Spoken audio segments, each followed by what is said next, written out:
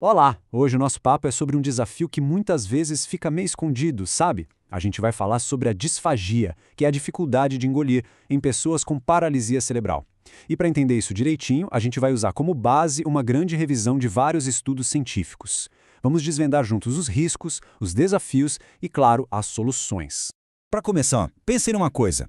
Que ação super complexa, que usa um monte de músculos e nervos, a gente faz mais de 500 vezes por dia sem nem pensar a respeito.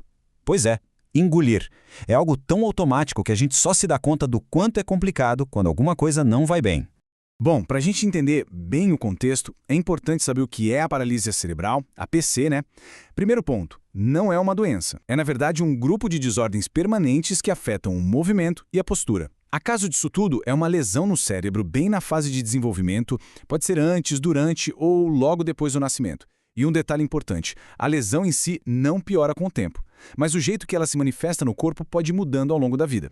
E é aí que entra a disfagia. Esse é o nome técnico para a dificuldade de engolir. Faz todo sentido, né? Nas pessoas com paralisia cerebral, aqueles mesmos distúrbios motores que afetam os braços e as pernas também podem atingir os músculos da boca, da garganta, e aí uma coisa tão simples como comer ou beber acaba se tornando um desafio diário. E como a gente vai ver, pode ser até perigoso. Então, o que a gente vai ver hoje? Primeiro, vamos entender essa luta que muitas vezes não aparece, os perigos da disfagia.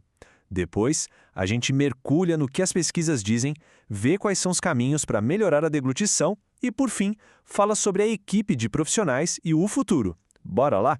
Certo, mas por que a disfagia é um negócio tão sério? Porque, olha, vai muito além da dificuldade de comer. As consequências disso podem impactar e muito a saúde e a qualidade de vida de uma pessoa. O primeiro risco, o mais óbvio, é a desnutrição e a desidratação. Pensa só, se cada mordida, cada gole de água é um esforço gigante, ou pior, se não é seguro, fica quase impossível conseguir os nutrientes e água que o corpo precisa para funcionar bem, para crescer. Mas aqui a coisa fica ainda mais séria. Existe o risco de aspiração. O que é isso? É quando a comida ou líquido, em vez de descer para o estômago, pega o caminho errado e vai parar no pulmão. A falta de coordenação motora pode fazer com que a portinha que protege as vias aéreas não feche direito na hora de engolir. E aí já viu, o caminho fica livre para infecções respiratórias bem graves. E o resultado disso pode ser a tal da pneumonia aspirativa. É uma infecção bem séria no pulmão, causada justamente por essa comida ou líquido que foi para lá. Aliás, as pesquisas mostram que essa é uma das principais causas de doença e até de morte em pessoas com paralisia cerebral. Isso transforma a hora de comer, que devia ser um momento tranquilo, em uma situação de alto risco. E não para por aí não, o problema é maior. A gente está falando de refeições que podem demorar até 1 hora para terminar, regurgitação, intestino preso, tudo isso é bem comum. E esses desafios todos acabam levando a mais internações no hospital. Em casos mais graves, é preciso até usar outras formas de alimentação, como as sondas, para garantir que a pessoa receba os nutrientes que precisa. Ok? Agora vamos fundo na pesquisa.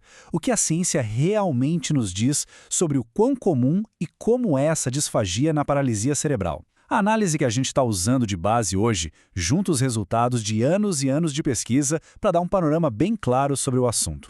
Para se ter uma ideia, essa revisão juntou nada menos que 23 estudos científicos publicados ao longo de quase 10 anos.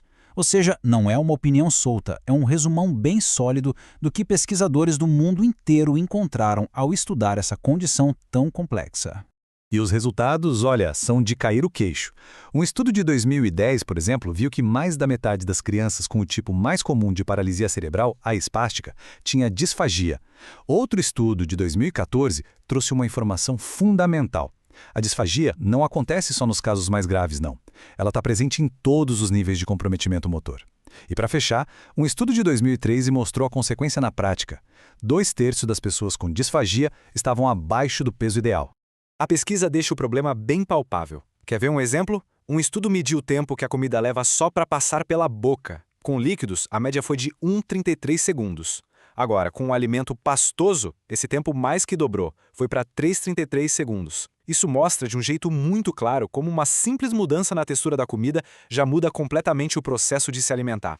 Então, como é que os profissionais e os cuidadores ficam de olho nesse risco? Eles buscam por alguns sinais de alerta.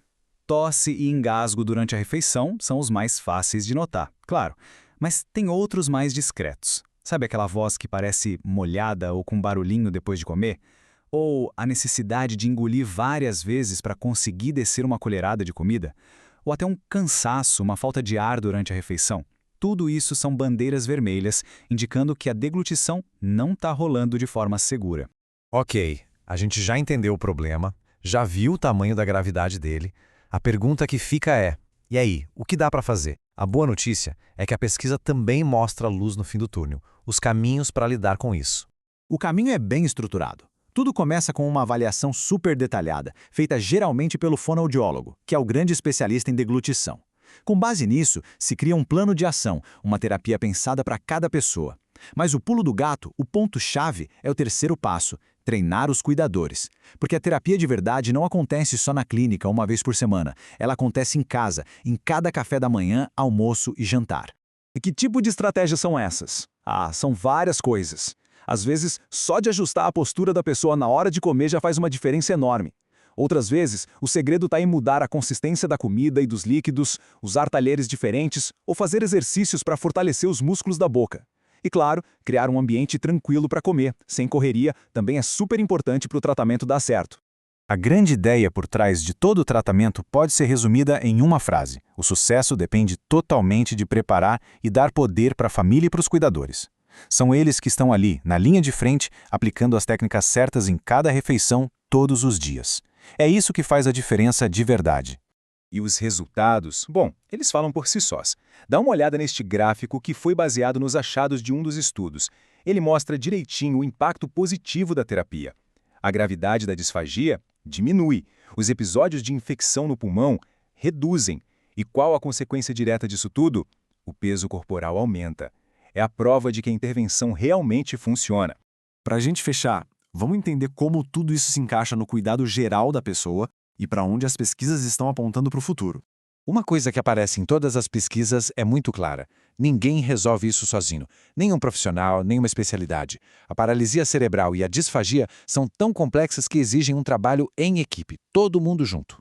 E quem faz parte desse time, olha só, tem o fonoaudiólogo, que meio que comanda a parte da deglutição, mas ele trabalha colado com o pediatra, com o gastro, que cuida dos problemas digestivos, com o nutricionista, para garantir as calorias, e com os fisioterapeutas e terapeutas ocupacionais, que ajudam na postura. E no coração de tudo isso, como a peça mais importante desse quebra-cabeça, está a família. Então, a mensagem final que essa grande revisão da ciência nos deixa é uma mensagem de otimismo. Com um entendimento cada vez melhor do cérebro e com esse trabalho em equipe, os profissionais estão conseguindo criar condições muito melhores para avaliar e tratar o problema. O progresso é real, dá para ver e sentir.